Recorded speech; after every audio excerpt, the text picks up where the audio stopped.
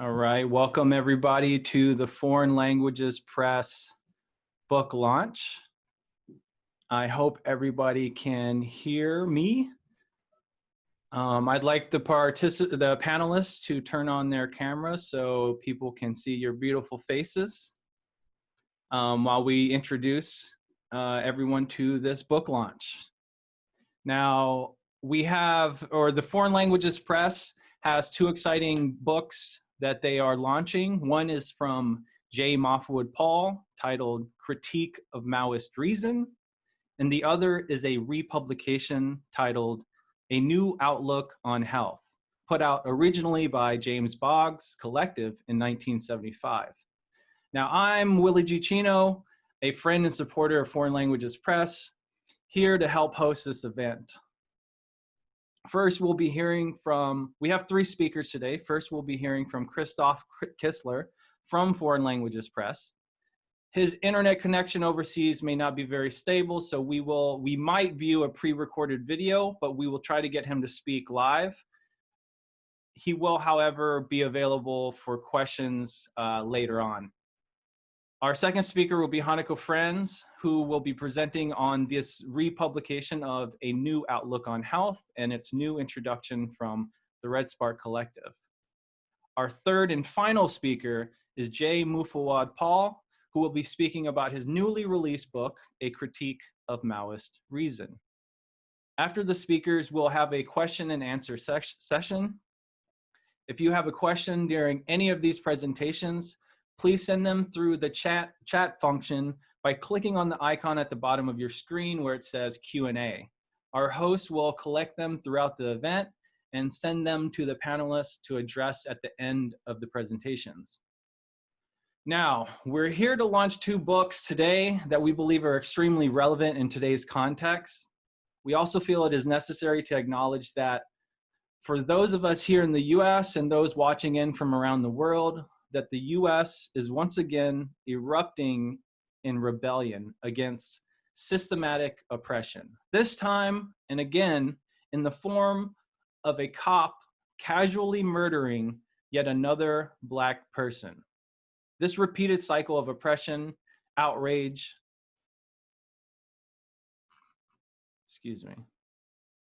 This repeated cycle of oppression and outrage is without advancement or resolution, with a marked lack of organized leadership from the left. In this context, the topics we'll be covering today to help us understand the world in order to change it are more relevant than ever. Remember, this webinar and audience can only interact by submitting a question through the Q&A option. So if you have even if you have any concerns or comments, you can communicate through the Q&A session or icon. Now, okay, our first speaker today is Christoph Kissler from Foreign Languages Press, the organization behind today's book launch. But before we bring him on, we are going to play a biographical introduction video so you all know who the speaker is. Our first speaker today is Christoph Kissler. Kissler became a Marxist at the age of 13. Since 2012, he's been actively taking part in the efforts to spread Marxism, Leninism, Maoism throughout many platforms, such as conferences, publishing work, and online news. Between 2016 and 2019, he worked in the Netherlands on translating key works of José María Sison, founder of the Communist Party of the Philippines, into French. During this time, he also laid the foundation for what became Redspark, today's most visited online portal providing information on the advancement of Maoist revolutionary movements in the world. He also founded Foreign Languages Press, a publishing house spreading Maoist literature at an affordable cost worldwide. He will open this book launch with a presentation from the publishing house. Okay, so hello everyone. I'm really glad to introduce today's book launch. So really, I wish to say some words before we start on our publishing house, how we started that, why we actually started that, what our perspective are, And really, I never had this opportunity, so I'll grab it today. So really, it all started with this idea that the development of MLM is actually advancing very, very quickly. And that's because we have those huge laboratories that are the People's War today, where the new ideas and theories about Marxism can be tested, and we can have a quick answer to see if like things work or don't work. So, you know, back in the times of socialist China, we also had that. And at that time, the Marxist theory that was produced was written and translated to English or different languages actually, and spread around the world so that other people could learn from that. So China was very efficient in making that. Like they opened several publishing houses, and they were printing all of those books for an affordable cost. And it was not only, you know, like the classics, but also new books on subjects like education, health, history, economics, etc. All the time from like a dialectical materialist standpoint. So now the problem is that we don't have like any more socialist China, and those publishing houses, they were not producing profit.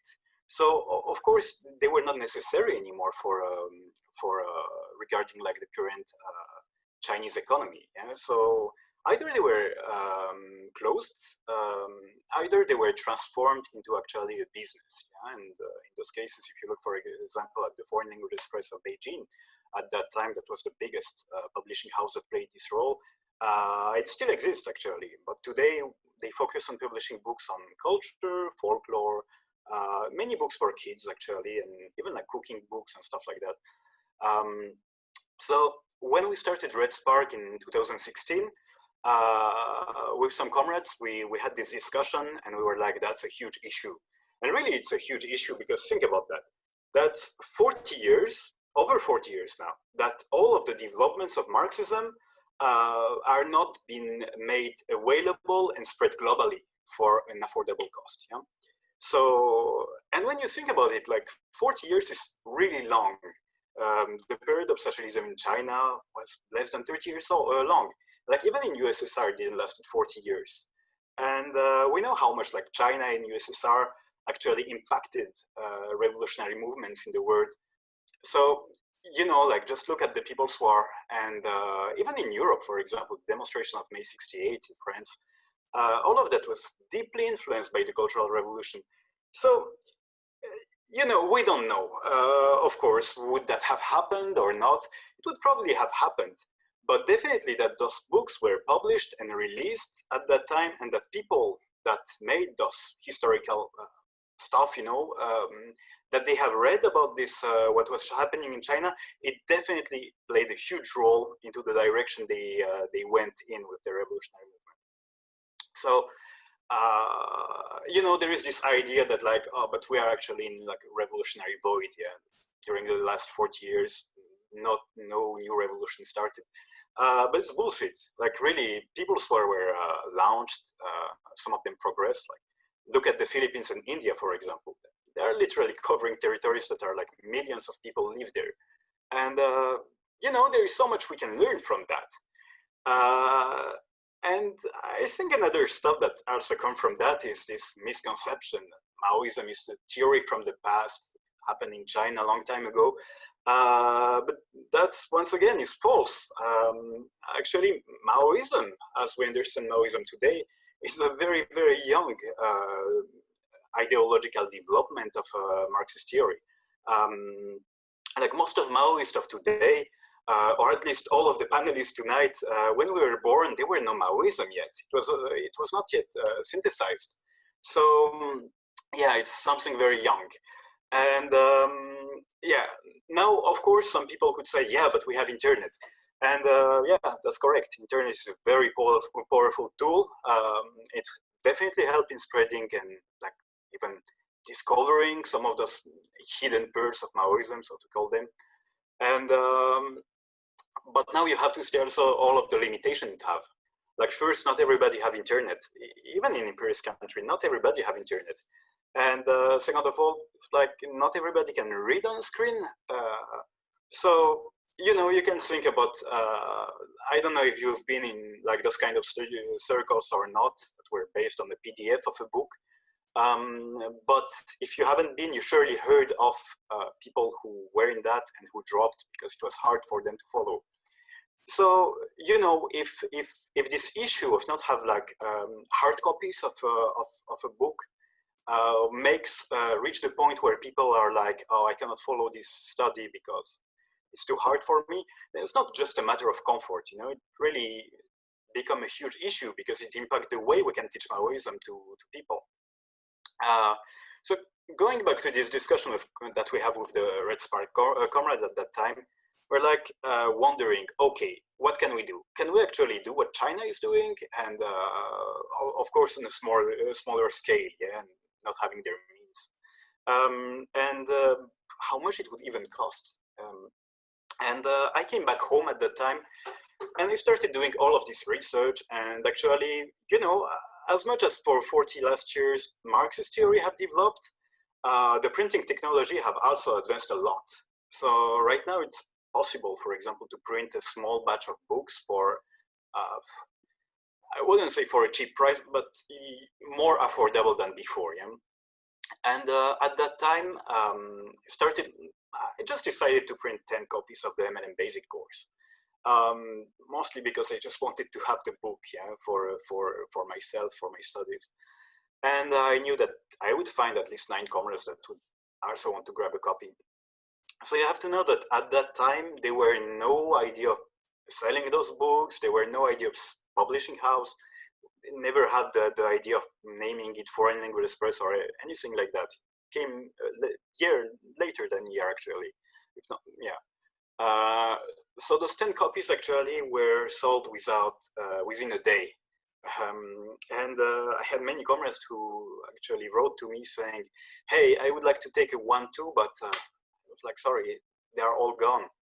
And the next day I sent another order, or this time 100 copy, because I had this idea, okay, other people want it, I'll print 100 copy and we will never talk about it again. They will all be like, everybody that want to have this book in imperialist country will have it. Those 100 copy sold out in like 2 to 3 months, yeah? So it became like a ritual. Started printing every time I had no stock left, started printing 100 other copies. And by now we reached over 1,000 copies of this book.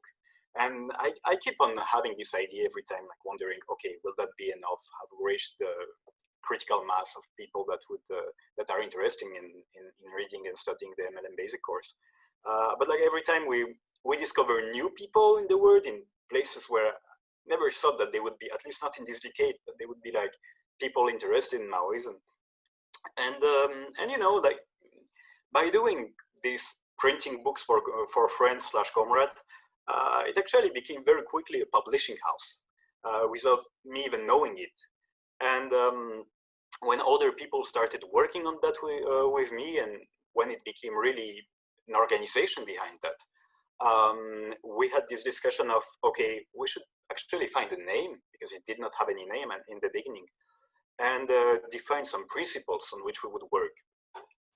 So the name was quite easy to find, yeah? Foreign Languages Press, meaning taking the name that the USSR used and the name that China used for their publishing house that was spreading worldwide classics, but also new theory of Marxist theory for an affordable cost, yeah? So that's what we tried to do. So for us, taking this name was logical. As for the principles, one of these important principle that we had from the beginning was that whatever happens, however we will grow or not, it always have to stay a non-profit, because, you know, really Marxism is not something for sale. Really like this quotation that like, if something is inaccessible to the poor, it's not radical or revolutionary. And it's true, you know, like we made everything from our side in a way that no one would get paid here, even if right now we have 2 people working full-time on the publishing house. We don't want to like pay someone like ourselves a salary. And also it impacted the question of the price of the books. So, you know, in this conversation I'm going back to again, which, you know, we had this idea of, okay, that would be awesome if this kind of publishing house would exist. But keep in mind that people in imperialist country are poor too, yeah? And we had this idea that, okay, so to what price would poor people be still like, could still have access to those books? And we have this idea of €5 because it's kind of a symbolic price in the Netherlands. It's more or less the price of a pint of beer in a bar. We were like, okay, so like we are poor, but we still can go to drink a pint of beer in a bar from time to time. So that costs €5. So our books should also cost €5. Like that, everybody can buy it. And this price stayed. And until today, our books cost €5, with the exception of those books that are like really thicker, yeah, and the price justify actually the printing them. And at that time, we had another principle that we defined that was more like, yeah, it was more of a debate, this one, because many people wanted us to print some like hard to find writings from the 70s of like some well-known Maoist. And that was cool. But for us, what was primary was to print those stuff that would be useful for the revolutionary movement regarding the current challenges it's facing today. So to give you an example, yeah, that might sound unclear like that. So right now we publish the National Question of Ibrahim Kaypakaya, right? And many people have been saying to us, okay, like let's, could you please like release the collected works of Ibrahim Kaypakaya in a readable form in English? And I love the idea, and will happen one day.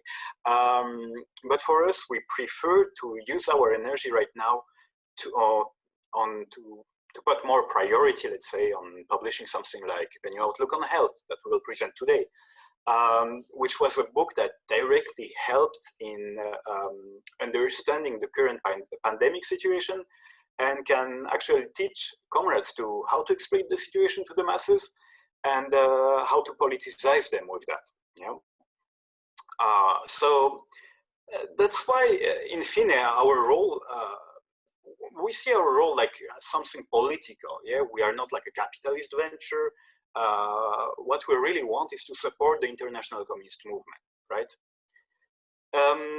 Now, as we developed, we also understood that it wasn't enough to just like publish the classics coming from India, Philippines, Turkey, etc. It was also important for us to publish the Maoist authors of today, to give them a tribune where they could like, for the papers they produced, or even like history, whatever, you know, to give them a way to, you know, to borrow the vocabulary of JMP to allow those that are making intervention in the Maoist terrain to have a voice. So we started this new collection that we called the New Roads that have this purpose, which, by the way, if there are people here today that are doing that are writing this kind of papers that present the MLM standpoint, of course, well, like feel free sending us your manuscript. We don't publish them all, but we read them all. In case we refuse them, we explain why. We definitely encourage everybody, all comrades, to write. So yeah, Critique of Maoist Reason is the fifth book that we publish in this collection. It's really awesome that JMP decided to work with us on it to publish it. And really, I'm happy that Josh is here today to present his book, give us his opinions on the Maoist movement. And yeah, I'm really excited, as you can see, to listen to his talk. And finally, we started another collection to publish more like the older classics, like Marx, Engels, Lenin, Stalin. I mean, this era, not only them, but this era. So those are books that are like more easy to find. Like you can look on Amazon, you will find like Lenin's work. But something we really disliked was that those books are there. You can't find them most of the time. You can't find them for €5. You will find them for like €20, for example. And like I said earlier, I don't think it's radical nor revolutionary. So So our plan right now is to publish more or less 25 authors from this period, and altogether it will be like 60 to 70 books when the collection will, of course, all be done. And as you can imagine, that's like a work of several years. But yeah, it's happening. So yeah. Okay, so to conclude, really happy that this webinar happened today. It's first for us, so let's hope you will enjoy it, that everything will go good. And if you have any like impression or criticism, write it to us, like you have our email. So yeah, okay, let's have a nice webinar. Thank you. Thank you very much, Christoph. It's good to get a little historical history on how FLP formed. I just want to remind the attendees, everyone watching, again, if you have any questions or comments, if you look at the bottom of your screen, or maybe if you're on your phone and maybe somewhere else, you can click on the Q&A icon, and it will allow you to ask any of the panelists at any time a question, and again, we will address those questions at the end of the presentations.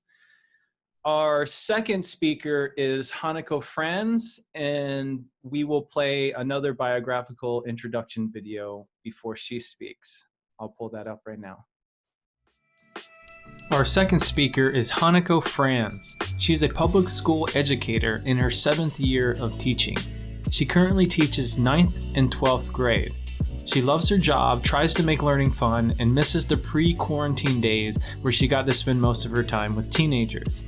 She is a founding member of Teacher Action Group Philadelphia and helped to form the Caucus of Working Educators.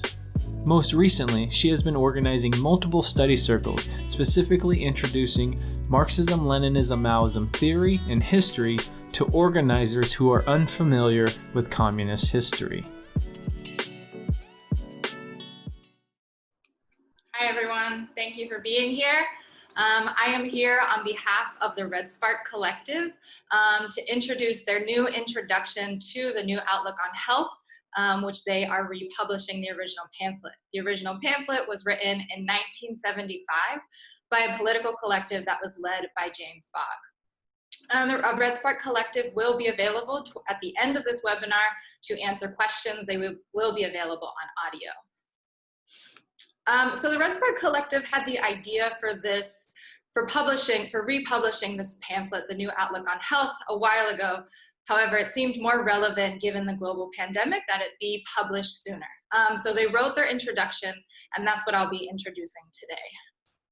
I'd like to start with a quote from the original pamphlet. This was written in 1975.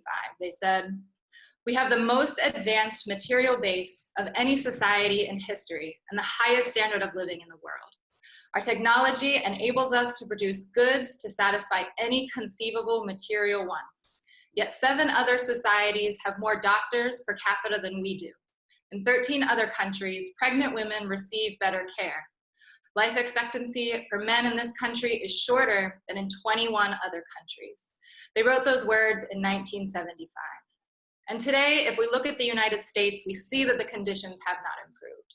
The United States have 4.25% of the world's population, and yet we have almost 1/3 of the COVID-19 cases and the majority of the world's deaths from the pandemic.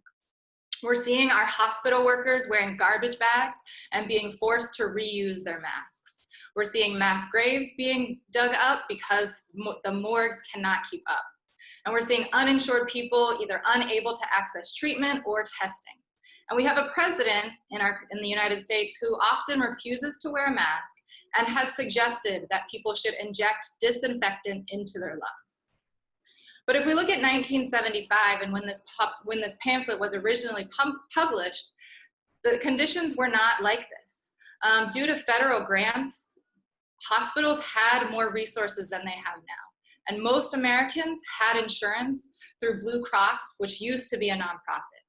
So what exactly happened in the last 45 years?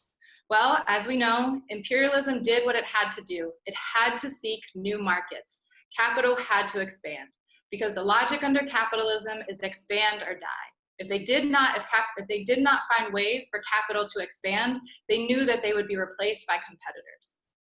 So in this introduction, they use the auto industry as an example because the health industry followed a similar pattern when trying to figure out how to solve the crisis of capitalism. So they go over a little bit of what happened in the auto industry. If you know US history, you know that in the early 1970s, the auto industry was incredibly strong in the United States.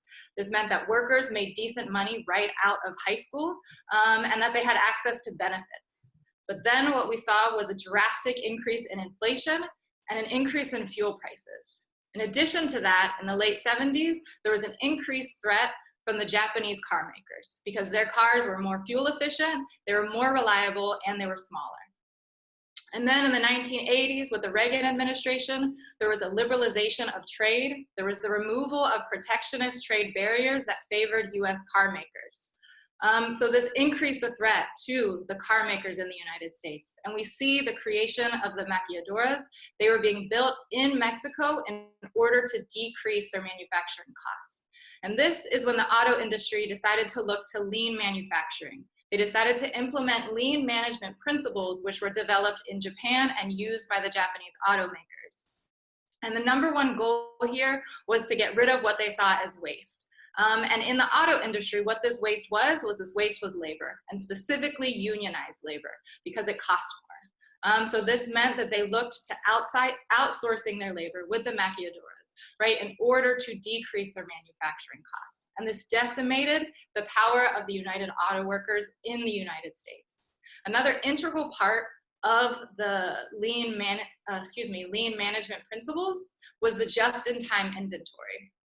And so what this meant is that they got rid of the local producing of the car parts and the storage, because to have things on hand in storage was cost more money. So it was not as efficient in terms of reducing their costs. So that meant that car parts would be ordered just in time, the just-in-time inventory, from a number of places around the world. They sent the production for these different car parts to wherever it was cheapest. And again, all of this ties back to the cyclical crisis that is imperialist expansion. Capital had to expand. And while the auto industry reduced their costs, they produced more cars and then also produced the next crisis, which was overcapacity. They were manufacturing more cars than the market could even handle. And if we look at 2020 alone, in 1 year, there are 14 million cars that cannot be sold. That's 14 million cars. That's the level of the crisis of overcapacity in the auto industry right now in 1 year. And so they use the auto industry as an example. So they explain the history of what happened, and then they transition in this introduction to talk about the healthcare industry and to explain, so what exactly happened in the healthcare industry and how do they follow a similar pattern as the auto industry. So lean manufacturing, it wasn't just something that stayed in the auto industry. It expanded to most sectors, right, across the US and other imperialist nations. In the US, and when we're thinking about healthcare, we had less unionized workers, which means you had less workers who could access healthcare. So in 1973, the Nixon administration passed the Health Management Organization Act, HMOs as we know them. This funneled millions of dollars to private healthcare companies, and it shifted the power away from doctors, right, to insurance companies, insurance providers, and healthcare quickly became a commodity. And we know that commodities, in order to get them, you have to purchase them. So healthcare became less and less accessible to people in the United States, and it became a thing that only the extremely wealthy could have access to. And it wasn't until 1984 that it was actually illegal to deny someone treatment if they were uninsured in the United States. So what does that mean? That means that if you show up at the hospital and you are bleeding from a gunshot wound or you are in labor, the priority is not how do we get you care as quickly as possible. The priority is, hey, what's your insurance information? Because we need to write that down before we can actually admit you. And still, right, if it's a commodity, the medical industry needed more customers. And so we see competition between pharmaceutical companies, between hospitals, between insurance providers, right? And their goal was ultimately to see how they could eliminate waste. And if we fast forward a few years in the healthcare industry, in 2007, there was the Global Lean Healthcare Summit. This summit sold out, and it had 320 participants from around the world from 147 different organizations. These countries included Germany, US, UK, Spain, France, Australia, Brazil, and the list goes on. And their goal was to figure out how can they have the lean principles, right, the lean manufacturing in the healthcare industry, right? How can they figure out ways to eliminate waste in the healthcare industry? And what did this waste mean? In the healthcare sector, that means supplies, that means hospital beds, and that again, of course, means labor. So I want to quote from the introduction that was written by the Redspark Collective. The author says, "By eliminating waste, hospitals began to create scarcity. During the previous stage of capitalism, hospitals grew profits by bringing patients in and keeping them in. The new practice was to maximize profit by cutting costs. Hospitals that were unable to compete by stripping down their costs, such as the many run by religious orders, were forced to close. In 1975, there were 7,156 hospitals in the United States. By 2010, there were only 4,985. So as we mentioned in the auto industry, right, a key part of this lean manufacturing is the just-in-time inventory. So what does that look like in the healthcare industry? This means ordering supplies more frequently because it saves money. This means hiring fewer nurses because, again, it saves money. And then it also means filling the gaps with low-wage, non-unionized nurses' aides because that, again, saves money. And during normal times, this does save money, while also decreasing the quality of care for patients. And what we're seeing right now during a global pandemic is that it is fatal. Hospital workers are being forced to use garbage bags, reuse masks, and many healthcare workers are dying due to COVID-19. And again, what we're seeing in the healthcare industry is the cyclical nature of crisis under capitalism. Capital must expand into every sector possible. It must overturn every rock possible to gain access to more markets for expansion. And what we're seeing is that imperialism is relentless in this search for new markets. And another crisis that is inherent in capitalism is consolidation and overcapacity. And so in the healthcare industry, we're seeing a consolidation of hospitals and a fewer number of people who are making decisions for the healthcare industry. There was 320 people at that global summit. There was just a fraction of the people in their country who were there deciding what the future of healthcare in their country would look like. We're also seeing overcapacity, the emergence of so many HMOs, hundreds of HMOs, right? Which their goal is to move public capital to private hands in order to allow capital to again expand. And if we look at the 2009 Great Recession, during that recession, health insurance companies increased their profit by 56%. They raised their premiums during an economic recession. And then in 2010, we saw the Affordable Care Act. This was a bailout for the crisis of overcapacity in healthcare. It forced people to buy insurance on the healthcare marketplace. And in 2016, there were 12.7 million people enrolled. That's adding 12.7 million people as private customers to private companies. And it was, again, the use of federal funds to save private companies from the crisis of overcapacity. And if we look at spending in healthcare, in 2019, it was $3.6 trillion. That's a fourfold increase from 1975 when this pamphlet was published. And in 2020, the projection is $4 trillion. So we see the spending increasing, we see profit increasing, and we see at the same time a deterioration in the level of care people are getting. And that's because healthcare under capitalism exists for profit. It is not about caring for people. And if people do get quality care, it's just incidental because the primary focus is on profit. And then the pamphlet goes on, or the introduction, goes on to discuss, so why is the United States, why are we failing so hard? Why is it in a country that is talked about as having the most advanced medical system in the world, having the most deaths from this pandemic? And what we've seen in the United States is an attack, right, over last decades and decades, attack against anything that resembles public or public good or the public welfare. And as a result, the people in this country have become more individualistic because our institutions, right, the state has been attacking any notion of public good.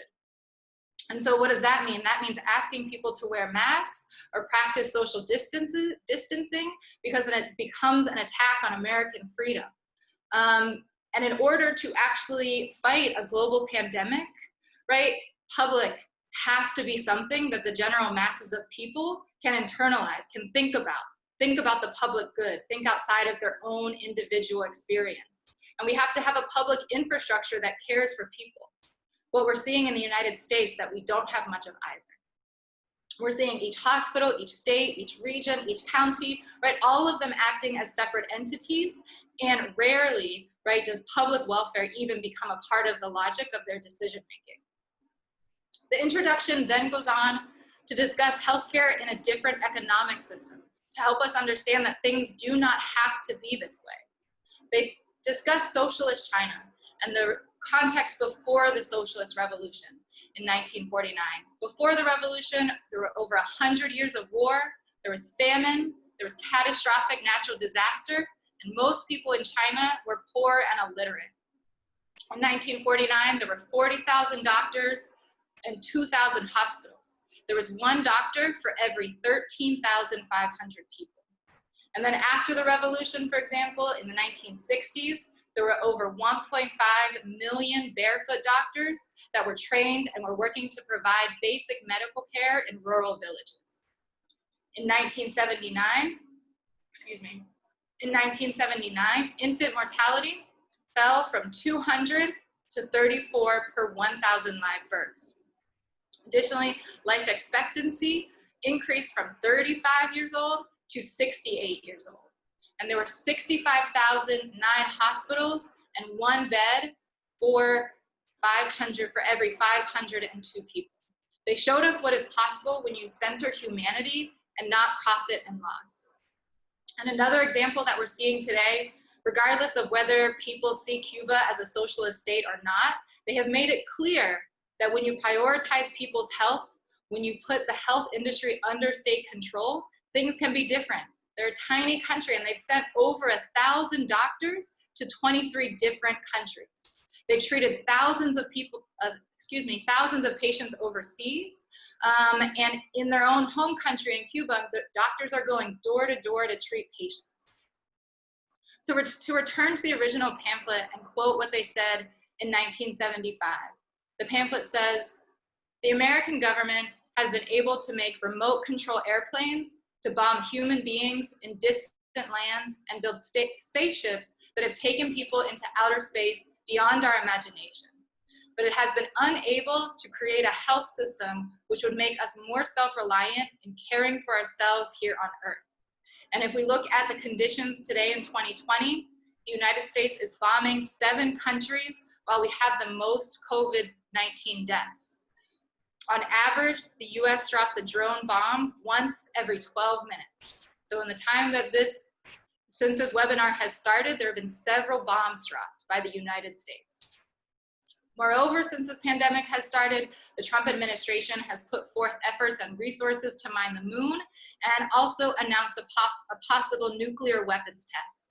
We're also seeing police across the country attacking unarmed protesters with tear gas in the middle of a pandemic that attacks the respiratory system. We have a president who is telling them to shoot people who are looting.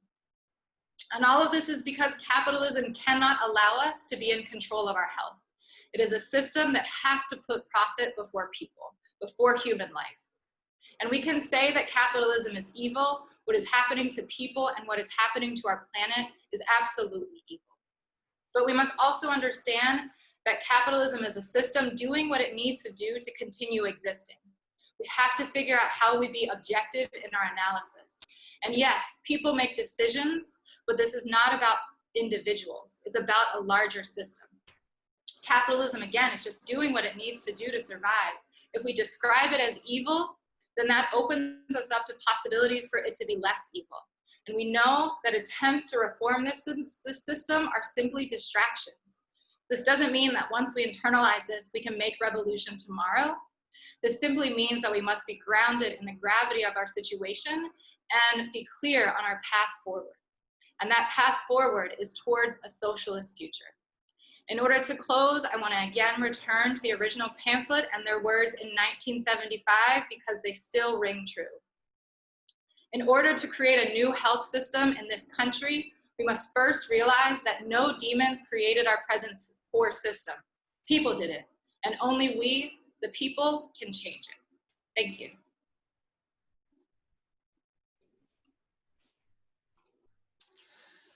Thank you so much, Hanako. There's a lot of important points there that struck me personally. The lean manufacturing process being implemented into healthcare is ridiculous. The idea that 320 people can make a decision that impacts millions of people in their healthcare process, and relating it to how bad we need sufficient healthcare for millions and millions of people here, you know, in the belly of the beast, at least where we are at.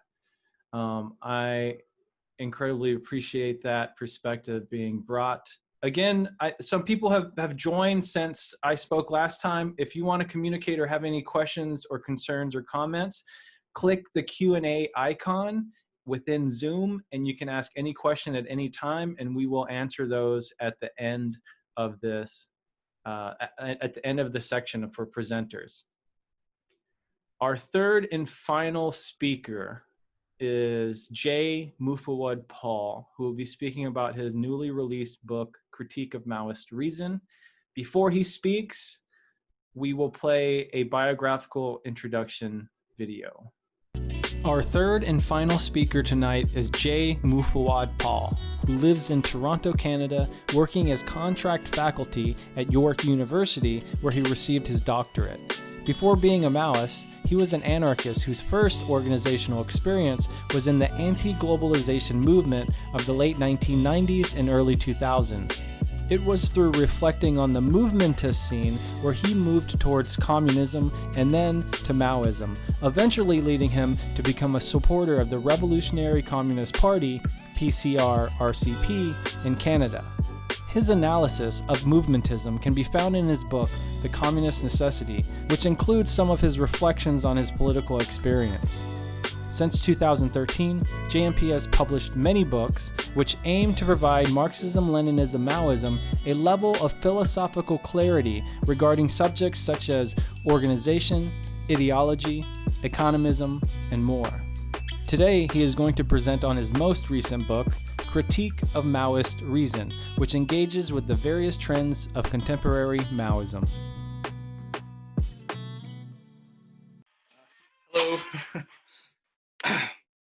So, hi everyone. This is interesting doing a Zoom kind of book launch. And after the amazing presentation by Hanako, it feels kind of a bit strange to go into something that is more theoretical and philosophical. But I'll talk about it, and if there's time, maybe read some excerpts from the book, because I write better than I speak. So just generally, I want to thank the Redspark Collective and Foreign Languages Press just for putting all of this together. As some might know, there was originally going to be an event in Toronto for the press where the book was going to be launched along with this kind of talk and presentation as well, but the pandemic prevented that from happening. So I'm glad that this is happening in place of it, and I'm also glad to have a small book coming out with them because as you know, Christoph said in his presentation, they've been providing this very vital Marxist-Leninist Maoist work and also classic revolutionary work. And so I'm happy to support them and happy that they're actually publishing me and supporting me as well. So again, never done a virtual book launch. I'm not the best public speaker in the world, so this might be awkward. And also my daughter might come in and out during it as well, because she likes seeing these kinds of things. So that might disrupt things, but it's also great because it lets her, I guess, see some kind of Maoist stuff, which is good for her. I also want to mention it's kind of, you know, strange to be doing this in light of events that are currently happening. And, you know, so all power to the riots going on in the US, and definitely there's the amazing courage people have been showing in that. Also, I want to point out that this kind of violence, it's not just in the US, it's in Canada as well. I've heard that a lot of people in the US haven't really, don't really pay attention too much to things in Canada, but just, a couple days ago, a Black woman in Toronto, Regis Korchinski-Paquette, was thrown off the balcony by the police here. So the same kind of violence, racist violence, is in Toronto as well. And these times of the pandemic, when the police, the pigs are roaming the streets and higher numbers, is increasing some of this. So I just want to recognize that, because then this book is probably one of my more abstract ones in some ways. So, well, maybe not more than the philosophy one. So I might be moving away from those issues a bit when I talk about it. So what is this book? Critique of Maoist Reason. It's, it's really short. It may not deserve that title. It's small. And it may probably be seen as useful at first for people just in the Maoist milieu, although fellow travelers and people drawn to Maoism might find it interesting. Also, the title is kind of tongue-in-cheek. If I get a chance to read the introduction, and we'll discuss that in more detail. I mean, there is the reality that people automatically think, maybe who know something about philosophy, about Kant's critique of pure reason. And I don't know if people know that in the tradition of philosophy, there is this kind of convention of people naming their books Critique of X Reason. Not because they're Kantians. In fact, some are completely anti-Kant, just like I'm anti-Kant. But just because it's become this convention. So you have Critique of Dialectical Reason, or Critique of Post-Colonial Reason, and all these kinds of books that came out. And really, the reason I did it, it's there's a reason that you'll see why it is that. But also, my first book that I published, The Communist Necessity, it also pulled a tongue-in-cheek reference, right, referring to the prolegomena. So I figured, as far as naming conventions go, it would be aesthetically appropriate to name this one Critique of, X Reason. So there is a certain level of irony on there. Also, as an aside, since I mentioned it, The Communist Necessity, the second edition just came out as well around this time, and it was released by Lebedev just after the pandemic hit. And although this event concerns my book with Foreign Languages Press, as well as the book discussed in Haneko's presentation, like this event is about that too, I just want to briefly plug The Communist Necessity, the second edition. And I think it's vital in this time for people to support small revolutionary orientated publishers that they do a lot of activist on the ground work as well, because when the dust settles, a lot of them might be struggling to even stay alive. Okay, so on to the book, right? So on the whole, what I've been trying to do as a philosopher who is also a Maoist is to try to think the claim that Maoism is the third and highest stage of revolutionary science. Why this is the case based on understanding how science develops and what that means. Right? That's kind of what I've been doing since Continuity and Rupture. And I think also, like, a lot of people didn't realize, maybe who read Continuity and Rupture, what was going on there. And what was going on was not trying to produce Maoist theory. For me, I think that already has been produced, and I give arguments as to why it is, or it's already in development. It's more to suddenly say, how do we understand it? How do we understand it as the third and highest stage? What does that mean? What does it mean to say revolutionary science is scientific, right? This kind of idea of science, bringing these things back and these arguments back, and actually just trying to clarify and open up philosophically I guess the can of worms of Maoism. And the thing that for me with philosophy is I generally believe that philosophy lags behind theory, and this is something I discussed in my book about philosophical practice, demarcation and demystification. And in the case of Maoism, we need to develop it in service to the theoretical work that has emerged since Maoism was theorized as the third and highest stage. The line struggles around this, and we need to be able to think critically and clearly through a revolutionary thought. And that's kind of what philosophy does, the intervention. It tries to make us think clearly and critically through our revolutionary thought. So thinking Maoism in the philosophical sense still needs much more work. But this is largely because it only emerged in the 80s and 90s and has been, for obvious reasons, concerned with theorizing practice, organization, and strategy, right? I mean, this is, and you know, it's the, Christoph pointed out too about how it's being young, right? And as things are young, we need to suddenly develop all these other tools, like the philosophical tools around it. And so far in the philosophical register, and again, what I mean by this kind of philosophical practice is the practice of bringing clarity to revolutionary theory and really thinking and demarcating what it means. So far, Ajith from India has provided us with some of the clearest insights and philosophical interventions, which have truly been a gift. And you know, I've been highly inspired by his work. And you know, it's I quote him a couple times, I think, in Critique of Maoist Reason, and I've quoted him before elsewhere. But we need more Ajiths, right? And I definitely don't think I'm on the same level as Ajith in that way. I'm just trying to provide this modest philosophical intervention and use my training to provide clarity, and I think a lot of other people should be as well. So this book is an attempt to look at the main tendencies of contemporary Maoism, as well as the interlinked phenomena of dogmatism and eclecticism that undermine Maoist reason. And I think people will be aware of this, although there may be people that are hostile watching this that I would see identified with one of these stages. But we've seen since, you know, a number of years, since like since 2014, when I wrote The Communist Necessity, and definitely since 2016 when I wrote Continuity and Rupture, this kind of emergence of different strands within the Maoist camp, within the Marxism, Leninism, Maoism camp. We've seen ones that have been very dogmatic and ones that have been very, very eclectic, right? And I look at these kind of, you know, two strands of things in this book, the kind of the tendency of dogmatism and the tendency of eclecticism, which I did look at briefly in Continuity and Rupture, but not to the same degree. And I look at those and try to talk about like the errors they lead us into thinking, right?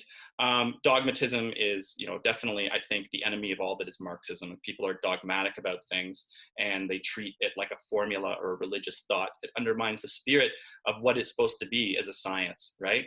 And also represents kind of a real fear of being critical and thinking through things. But I mean, the opposite way is like this eclecticism, which is just like an anything goes approach and just making things up and attaching different things from different theoretical stuff together to create this mishmash, right?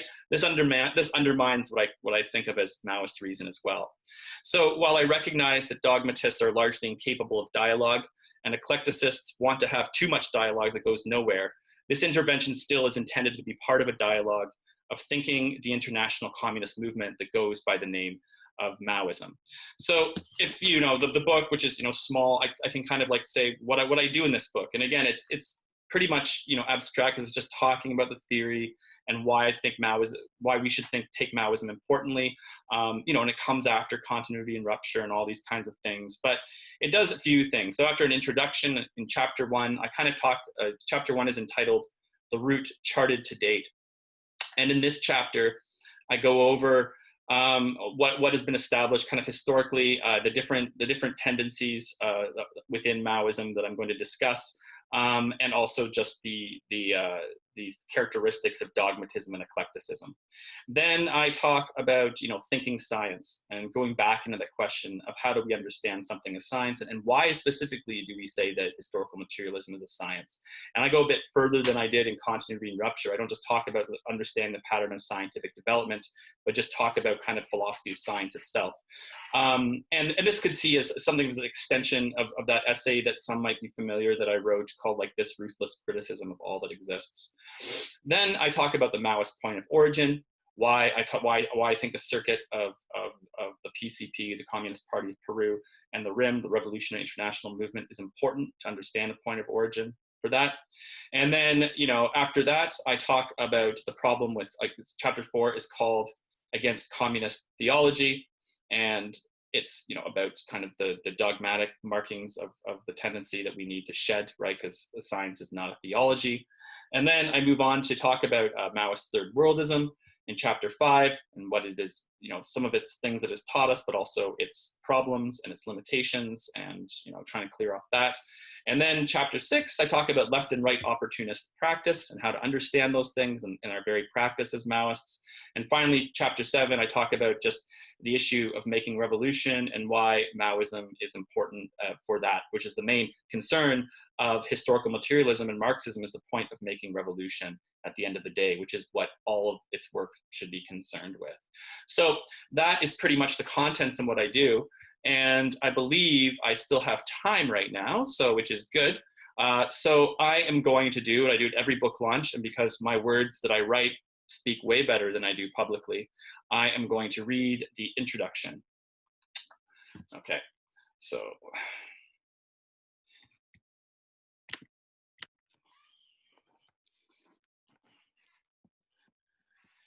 In the face of critical passivity and dry formalism, we must uphold our collective capacity to think thought. The multiple articulations of bourgeois reason demand that we accept the current state of affairs as natural, reducing critical thinking to that which functions within the boundaries drawn by its order. Even when we break from the diktat of this reason to pursue revolutionary projects, it is difficult to break from the way this ideological hegemony has trained us to think from the moment we were born. Since we are still more or less immersed in capitalist culture, from our jobs to the media we consume, the training persists. Hence, while we might supersede the boundaries drawn by bourgeois reason, it remains a constant struggle to escape its imaginary. The simplicity encouraged by bourgeois reasoning, formulaic repetition, a refusal to think beneath the appearance of things, thus finds its way into the reasoning of those who believe they've slipped its grasp.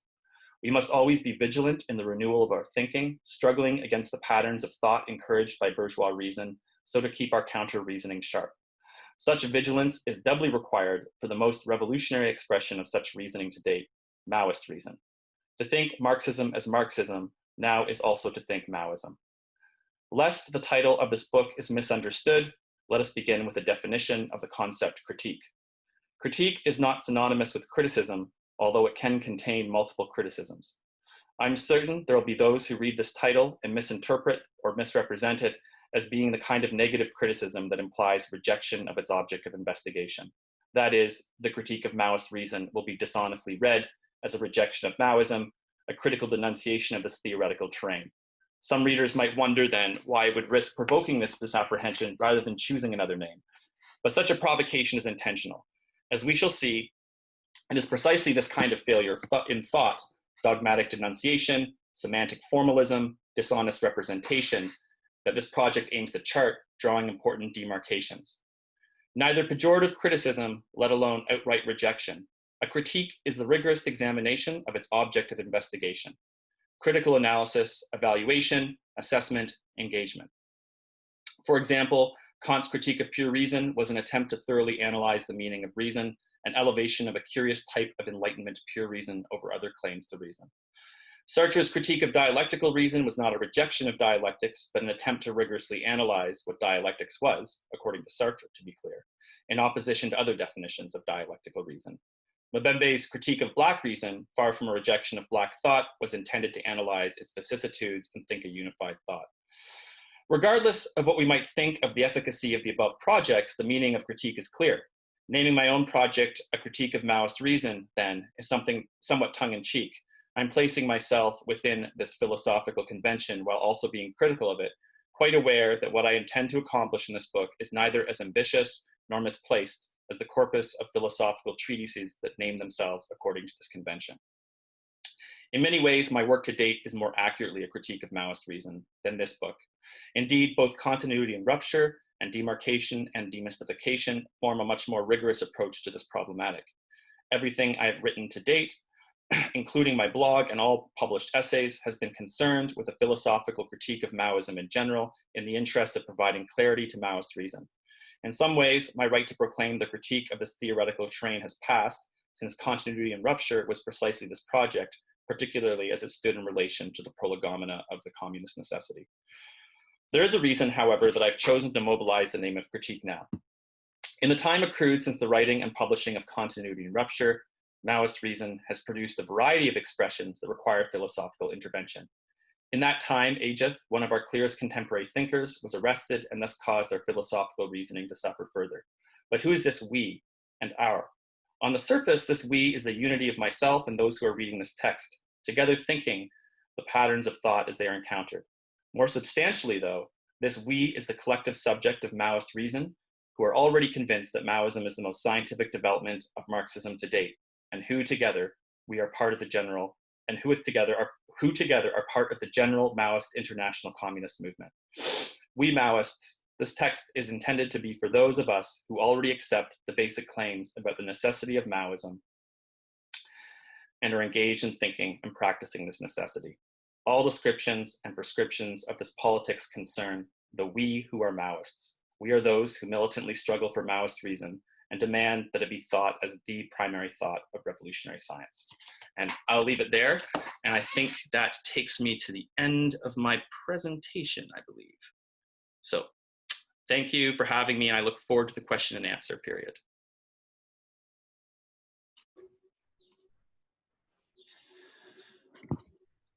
All right, thank you, JMP. For the rest of, we're gonna move into the Q&A session, and that is where Hanako is going to continue to moderate, but I am going to open it up and ask all the panelists to turn their cameras on. Thank you. Take it away, Hanako. Hi, everyone, I'm back. So the first question is going to go to Christoph, and it's a 2-in-1. So the first one is, where was the most surprising place you had an order from? And will you be releasing books in other languages, for example, in Spanish? Okay,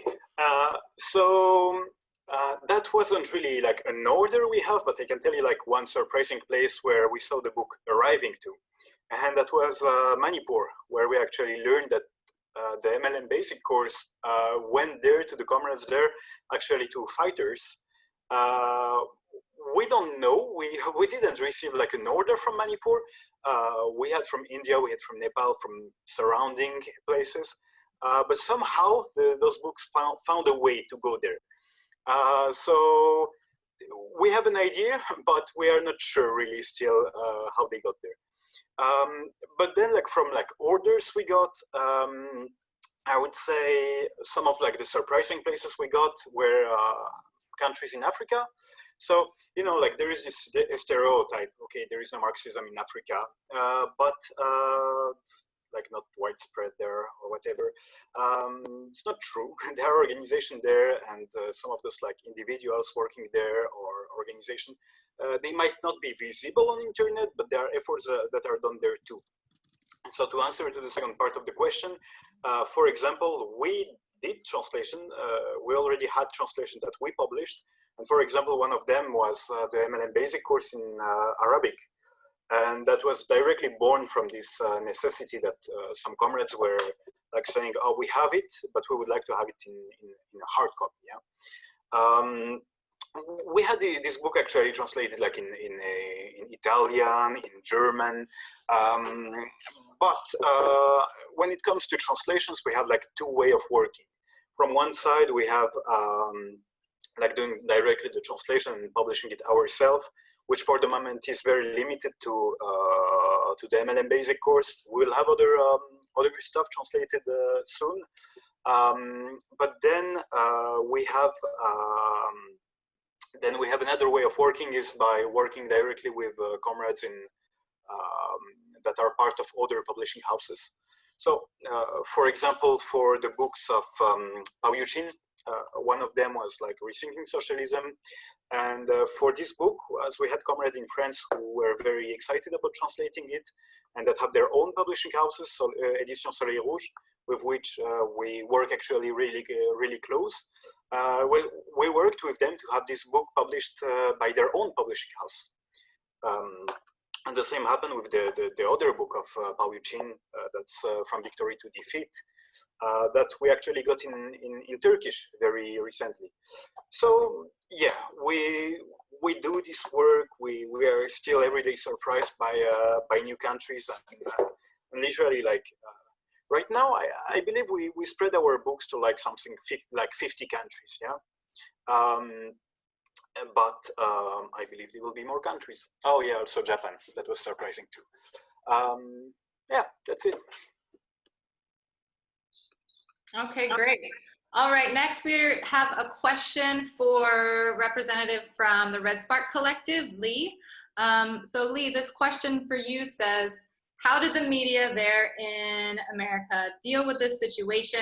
Is the doctors in garbage bag a well-known fact to the people there, or was it kind of censored or minimized?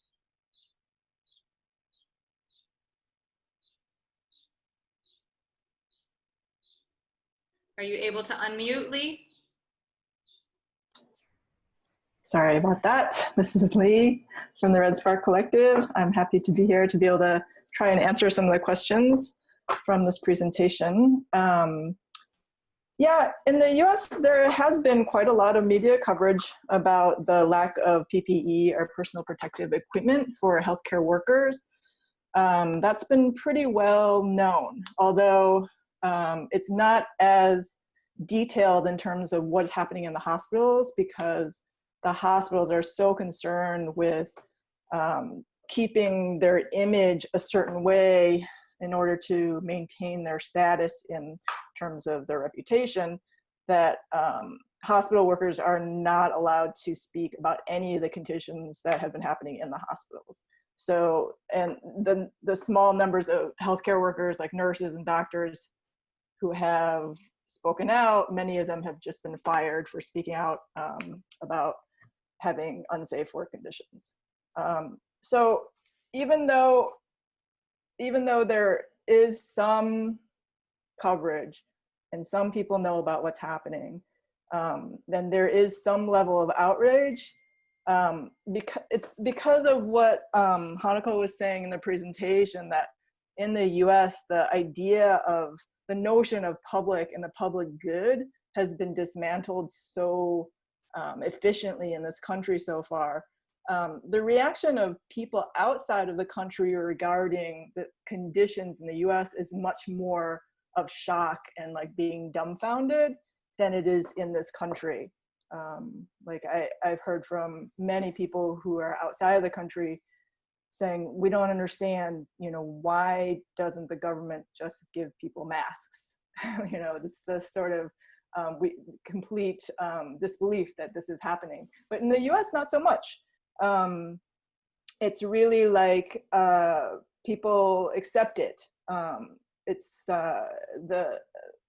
the sense is that there's just not enough stocks, so we have to step up as Americans and make our own solutions. So there's all kinds of volunteer groups and online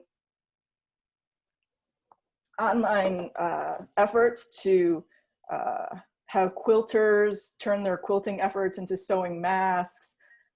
There's volunteer groups who are trying to use their 3D printers to print face shields. And there's like lots of stories on the media about these individual heroic efforts of like very wealthy people who spend their own money to try and buy supplies directly and distribute them to hospitals. So it's, and then there's the positioning of healthcare workers, nurses and doctors on the front lines as heroes, right? There are heroes, they're saving us. But there's not this other discourse that's about, you know, why do they have to be heroes? There are people who went into nursing or becoming a doctor because they wanted to care for people in terms of their health, but no one asked them if they wanted to be like heroically putting their lives on the line because they don't have a mask to wear in a pandemic. So it's seen the positioning of these healthcare workers on the front line as heroes is really like seen as this awesome American spirit, rather than like, wow, this is really horrifying that they have to do this. So I think that's pretty much the situation. Yes, thank you, Leah. I think I would also add that for people not in the United States, there's also an enormous amount of state repression that's happening for people who are not social distancing or not wearing masks. There's been an individual who was dragged off of a bus, a public bus, for not wearing a mask by several police officers, physically dragged and then pushed onto the ground. And because this is the United States, the majority of people who are being arrested are people who are Black and brown. So we're gonna move on In our questions, next up is a question for JMP. And this question asks, in developing subjective forces, how do we avoid mysticism and dogmatism? Well, I mean, I think this is, I mean, I talk a little bit about this in the book as well, but yeah, I think if you're organizing and developing those subjective revolutionary forces, you're always going to encounter these kind of problems. Mysticism, or maybe I would say eclecticism, more that we get to trying to find some kind of new way, but also I guess that kind of thing where things get mystified and idealist as well. And you're also gonna encounter dogmatism as well. These are errors that like we run into all the time, and I've been around the Maoist movement long enough to see them come up over and over again, both in my own circles and in circles elsewhere. And I think the best way to avoid this is to actually be organizing amongst the masses, to have that mass line in place, and like growing with them and learning from them, and also bringing revolutionary theory to them, and also to study the scientific work that is in our theory, right? A lot of times when things become very dogmatic, and I speak to people that have this dogmatic line, it turns out that they actually haven't read what they're critiquing a lot, right? They make these claims up, they misrepresent them, they've heard it from other people.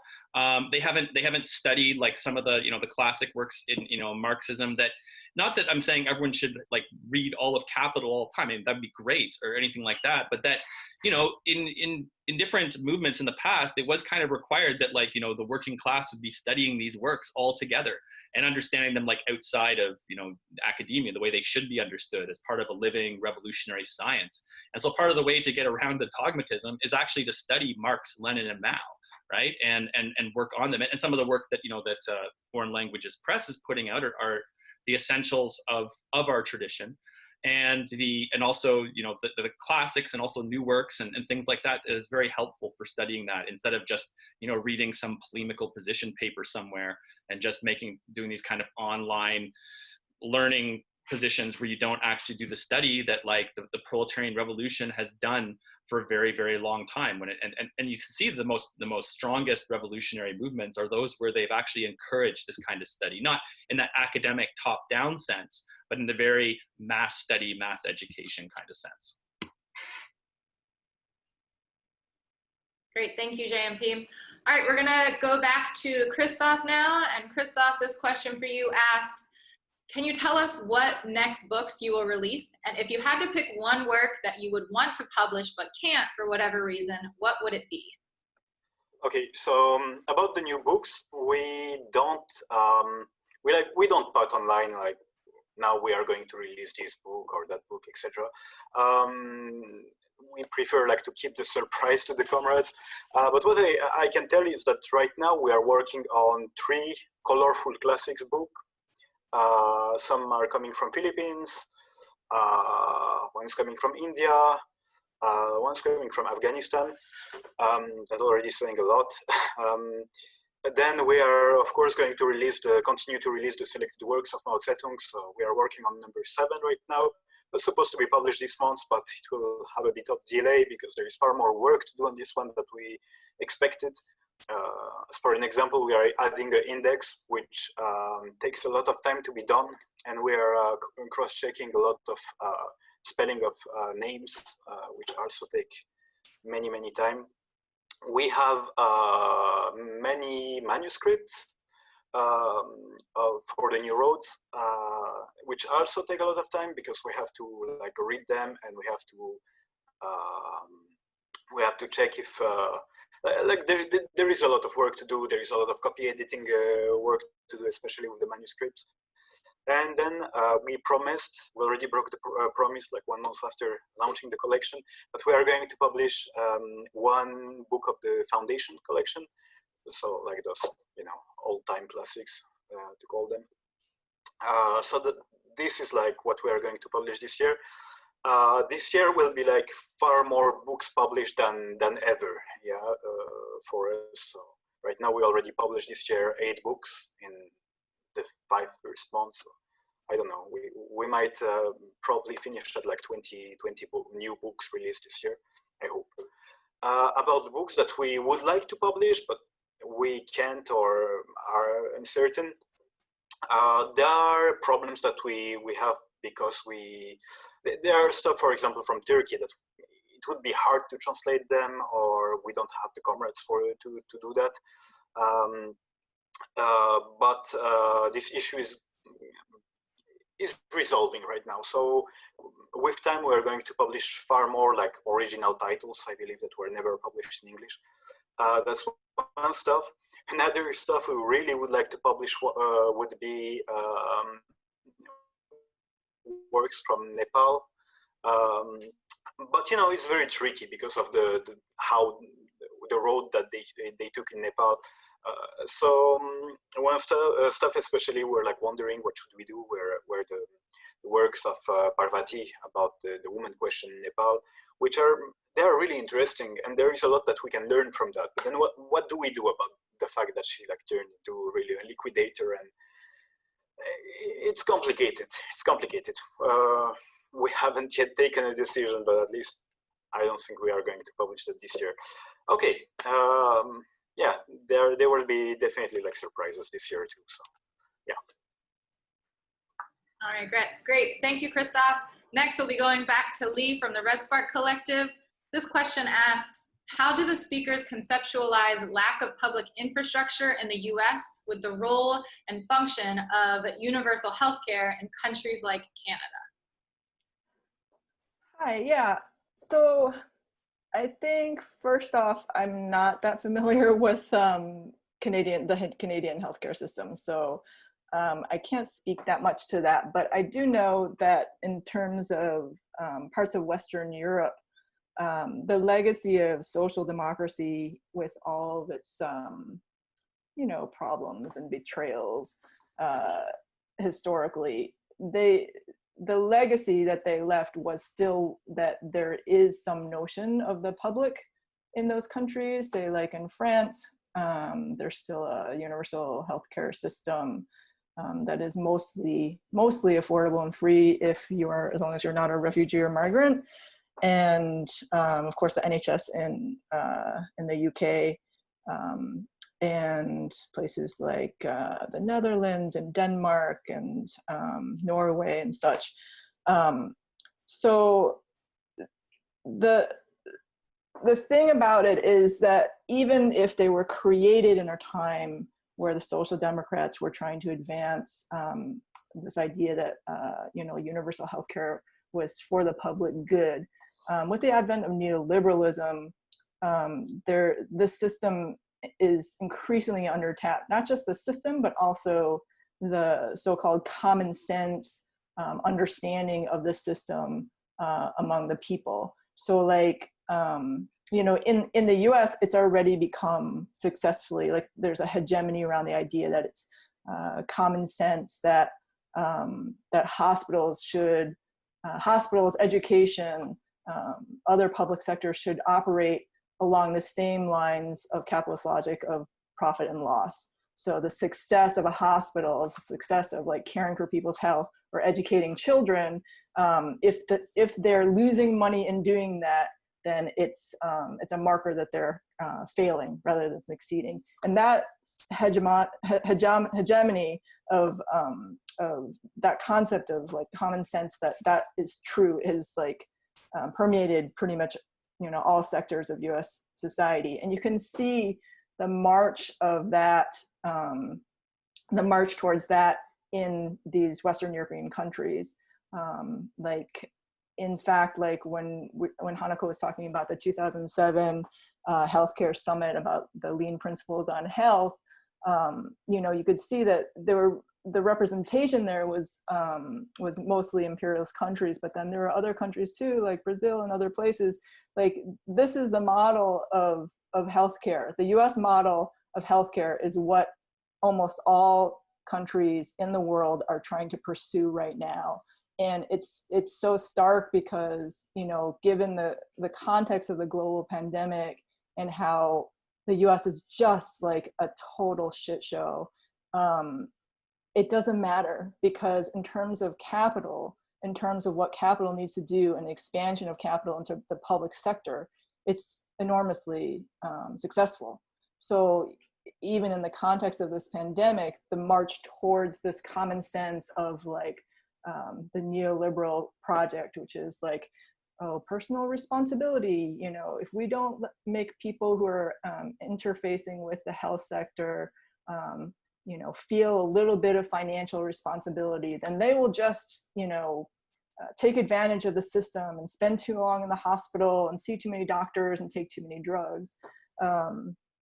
So this is what's happening. These systems are under attack, and I think that we'll see even after this. We'll see after the fallout from the pandemic clears up a little bit.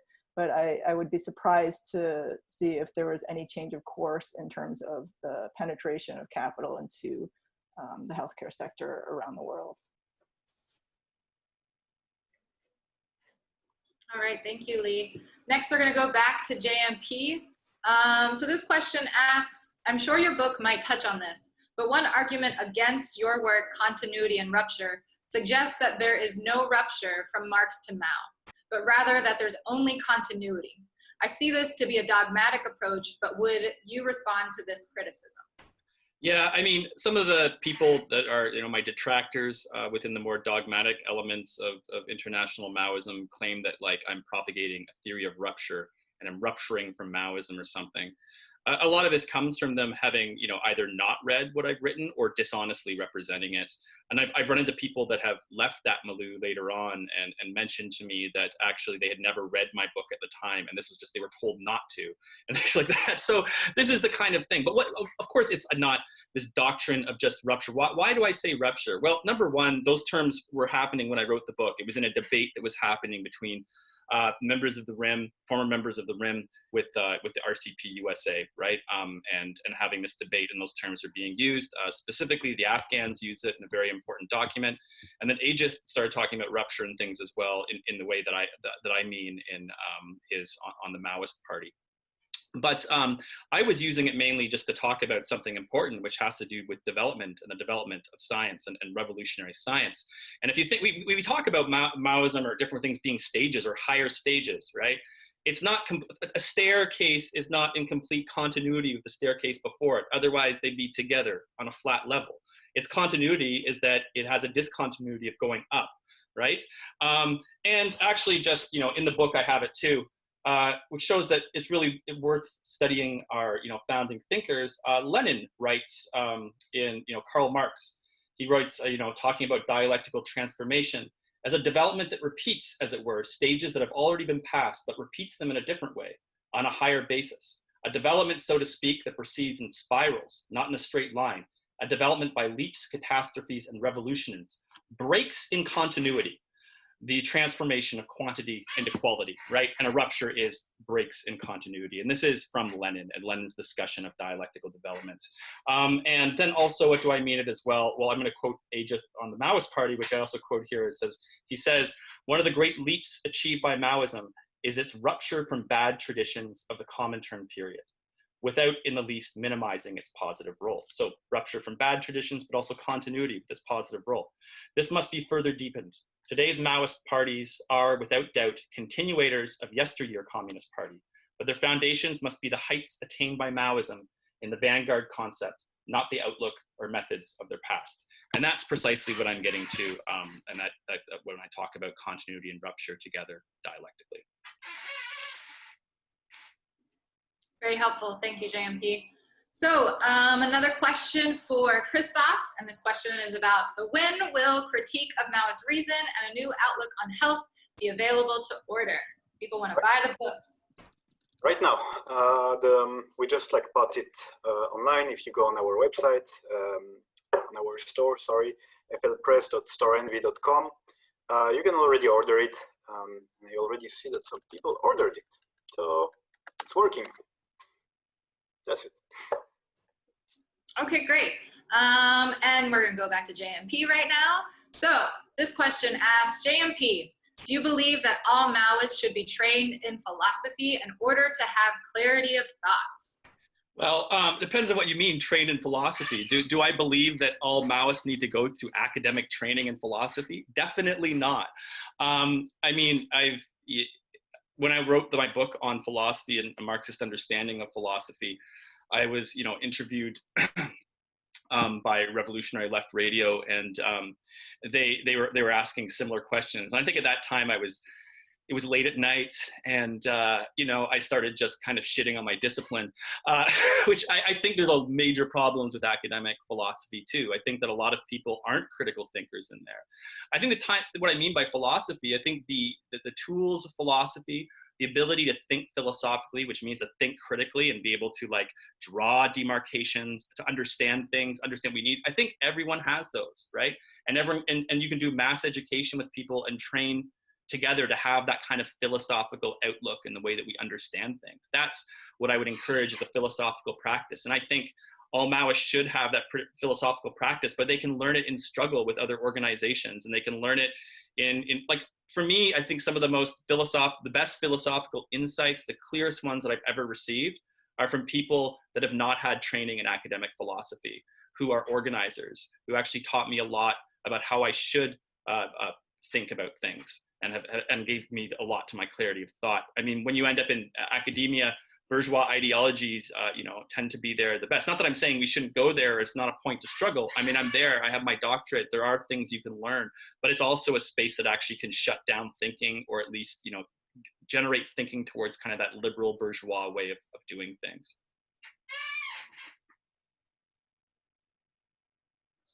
All right, thank you, JMP. Yes, we do not need academia to build a revolutionary movement. So we actually have another question for you, JMP, that we want to make sure we get to. So why do you think this dogmatic trend of Maoism is so prevalent, or at least appears to be so prevalent? Well, I think largely maybe it just appears to be so prevalent. I think the people pushing it are the ones that have, that are online the most and spend all their time discussing online. I mean, it might be more prevalent in the world. It might rise, but that also I think is one of the reasons bourgeois ideology promotes a limitation in thought. It either promotes people having really weird eclectic ideas that don't go anywhere, that just end up being liberalism at the end of the day, or it promotes the inability to not be a critical thinker and to think through things and read, right? And it socializes you to have a really, to have that kind of very dogmatic, let's just have this programmatic formulaic way of thinking. I mean, that programmatic formulaic way of thinking is the way that works really well for creating the kind of subject that the bourgeoisie wants the proletariat to be under capitalism, right? And so it definitely functions the way that, in the movement, right? There's also the fact that in the face of kind of the rise of all of these attacks on Marxism and the anti-communism that is so prevalent, right? There's a desire to almost have that very kind of ability to just be able to quote things, to almost have this kind of religious mindedness to buttress you against all of the shit that is said against communism, right? It almost that encourages you to be that, or to cling to this kind of thought, in the worries that you might end up going this eclectic route, or you might end up rejecting communism altogether, as so many others have done. So that's a fact as well. But I think the way that you actually beat that is by developing scientific reason, developing philosophical reason in the movement. All right, thank you, JMP. So it's been over an hour and a half, so we are at time. So we are actually gonna wrap things up right now. If you still have questions, please email them. We thank all of you for joining us. Hopefully you were able to get some things, some new insights, some ideas from this webinar today. We thank our tech support and moderator, Willie. And if you are interested in purchasing books, please visit foreignlanguages.press so we can continue to do the work to build a revolutionary movement. Thank you, everyone.